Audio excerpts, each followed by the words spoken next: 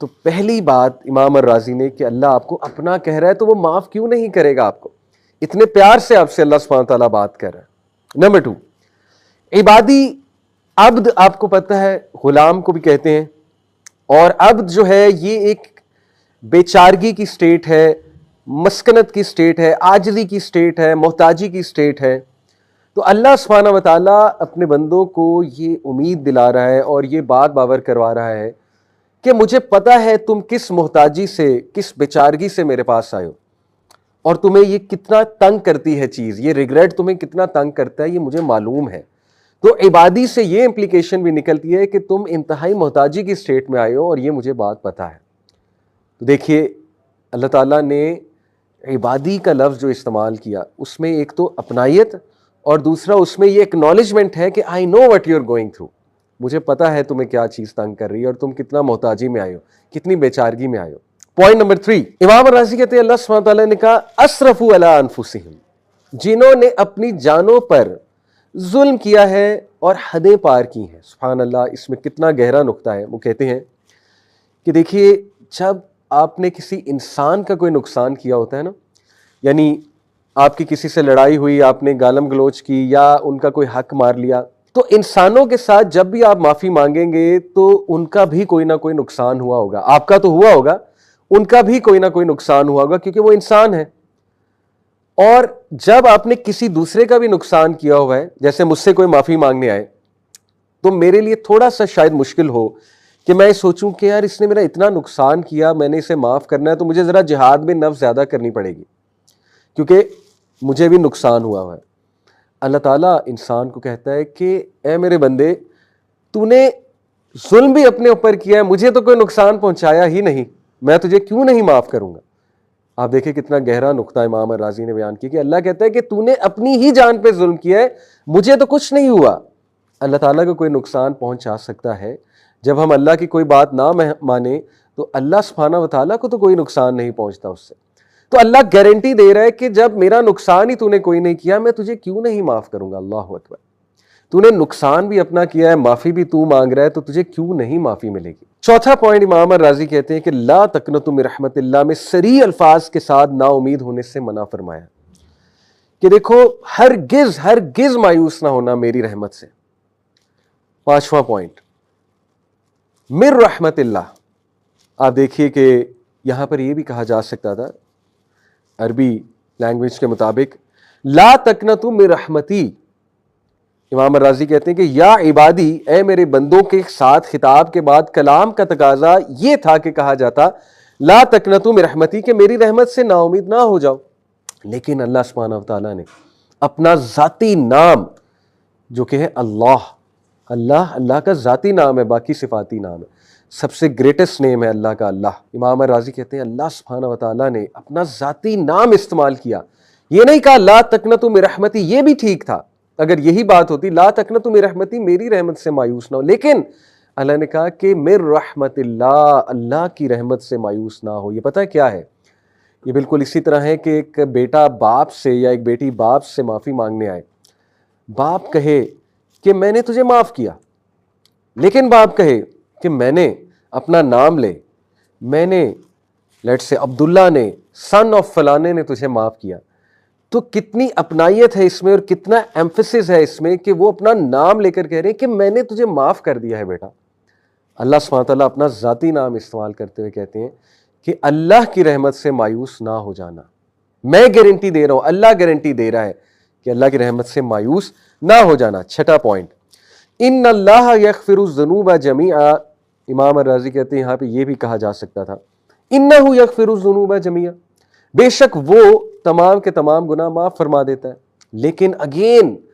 Emphasis کے لیے، مزید تاکید کے لیے، اللہ کو پتہ ہے کہ میرے جو بندے ہیں یہ بہت کمزور ہیں، بار بار ظاہر ہے ان کو پریشانی ہوگی، ان کو وسوسے آئیں گے، تو اللہ نے مزید ایمفسس کے لیے دوبارہ کہا ان اللہ یغفر الذنوب جمیعا، بے شک میں اللہ سب کے سب گناہ معاف فرما دوں گا۔ اللہ اکبر۔ اور پھر ساتواں پوائنٹ آپ دیکھیے کہ یہ بات اگر ہوتی انہ یغفر الذنوب کہ گناہ جو ہے ظاہر ہے ذنوب گناہوں کی جمع ہے، آلریڈی ذنوب کا مطلب ہے کہ سارے کے سارے گناہ جمع ہے، لیکن اللہ سبحانہ تعالیٰ نے مزید تاکید کے لیے جمیعہ بھی کہہ دیا کہ تمام کے تمام گناہ،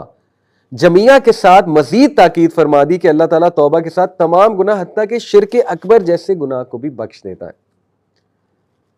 اگر توبہ سچی ہے۔ تو دیکھیے اللہ تعالیٰ بار بار اپنے بندوں کو اس ایک آیا میں کتنی تاکید ہے، کتنا ایمفسس ہے، اللہ بار بار اپنی رحمت پہ ایمفسس کر رہا ہے کہ یہ بھول نہ جائیں، ان کو ٹراما نہ رہے اس چیز کا، گارنٹی دے رہا اللہ سبحانہ و تعالیٰ۔ اور پھر 8واں پوائنٹ، اِنَّهُ هُوَ الْغَفُورُ الرَّحِيمُ۔ امام الرازی کہتے ہیں کہ اگر صرف یہی بات ہوتی کہ اِنَّهُ الْغَفُورُ الرَّحِيمُ تو یہ بھی بات درست تھی، دوبارہ سے تاکید دلانے کے لیے، دوبارہ سے ایمفسس کرنے کے لیے اللہ نے کہا بے شک وہ اور وہ، اِنَّهُ هُوَ الْغَفُورُ الرَّحِيمُ، دو بار اللہ نے ایمفسس دلایا کہ یہ بندہ اس کو شک نہ ہو میری توبہ پہ، بے شک وہ اور وہ تمام کے تمام گناہ معاف کر دیتا ہے۔ اور پھر 9واں پوائنٹ کہ اللہ سبحانہ و تعالیٰ نے الغفور، یہ جو اللہ کا ایٹریبیوٹ ہے، اللہ کی صفت ہے الغفور، یہ غفرہ سے نکلا ہے جس کا اصل معنی ہے پردہ ڈالنا، اور ظاہر ہے کہ الغفور اس سے مبالغے کا صیغہ ہے، یعنی اللہ تعالیٰ بندوں کے گناہوں پر بہت زیادہ پردہ ڈالنے والا ہے، یہ عذاب کا باعث بننے والی چیزوں کو دور کرنے کی طرف اشارہ ہے۔ اللہ اکبر، یہ ہے گارنٹی۔ جو بندہ سمجھتا ہے نا کہ ہاں شاید معافی ہو چکی ہے لیکن دیکھیں کچھ گناہ ہوتے ہیں کہ ان کا اثر تو رہتا ہے، تو ان کے لیے یہ تاکید یہاں پر کی جا رہی ہے کہ نہیں، جب چھپا دیا اللہ نے، ختم کر دیا اس چیز کو اور بہت زیادہ اس کو چھپا دیا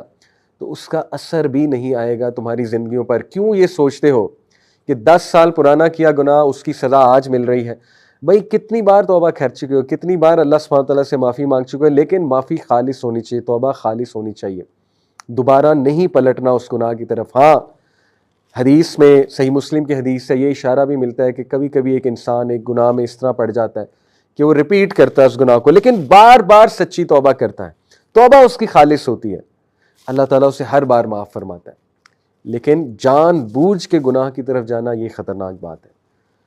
تو یہ اللہ سبحانہ تعالیٰ جو غفور، غفرہ اس کا روٹ ورڈ ہے، یعنی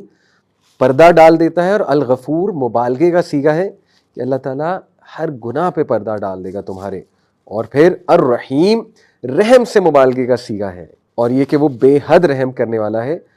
تو یہ مغفرت کے بعد مزید رحمت کے نتیجے میں عطا ہونے والی نعمتوں کی طرف اشارہ۔ اللہ اکبر، یعنی ریجوائس، خوش ہو جاؤ، گناہ کی معافی جب ہو گئی تو اب نعمتیں ملیں گی تمہیں۔ لیکن انسان نفسیاتی طور پہ اپنے آپ کو اتنا گرا لیتا ہے، اتنا نیگیٹو کر لیتا ہے کہ کوئی نعمت مل بھی رہی ہوتی ہے اس کی طرف توجہ نہیں کرتا، اور اسی ڈپریشن میں رہتا ہے، میرا گناہ نہیں معاف ہوا، میرا گناہ نہیں معاف ہوا، نعمتوں کی طرف، رحمتوں کی طرف دیکھ ہی نہیں رہا ہوتا۔ اللہ گارنٹی دے رہا ہے، امام الرازی کہتے ہیں کہ الغفور کے بعد الرحیم جو اللہ سبحانہ و تعالیٰ نے کہا، یہ مغفرت کے بعد مزید رحمت کے نتیجے میں عطا ہونے والی نعمتوں کی طرف اشارہ ہے۔ اس کی مثال بھی دی امام الرازی نے کہ مثلاً کوئی شخص کسی چور کو چوری کرتے ہوئے پکڑ لیتا ہے، اب وہ اسے سزا دے یا دلوا سکتا ہے، مگر وہ اس کی منتوں اور آئندہ ایسا نہ کرنے کے وعدے کی وجہ سے اس کی چوری پر پردہ ڈال دیتا ہے اور کسی کو اس کی اطلاع نہیں دیتا۔ یہ مغفرت ہے۔ پھر وہ اس کی حالت زار پر رحم کرتے ہوئے اسے کچھ رقم دے کر کاروبار میں کھڑا کر دیتا ہے، یہ اس پر رحم ہے۔ اللہ اکبر۔ مغفرت کیا ہے کہ اس کی چوری چھپا لی، رحمت کیا ہے کہ اس کو کچھ رقم دے دی کہ اپنا کاروبار کرو اور چوری سے نکلو۔ سبحان اللہ، خوش ہو جائیں، اللہ تعالیٰ گناہ بھی معاف فرمائے گا، پردہ بھی ڈالے گا، اور آپ کو انیبل کرے گا کہ آپ گناہ سے انشاءاللہ تعالیٰ نکلیں اگر توبہ خالص ہے۔ اللہ تعالیٰ چاہتا ہے اس کے بندے گناہوں سے نکلیں۔ اور آخری بات، الغفور الرحیم، اس میں جو ال کا صیغہ ہے، جو ڈیفینیٹ ناؤن ہے،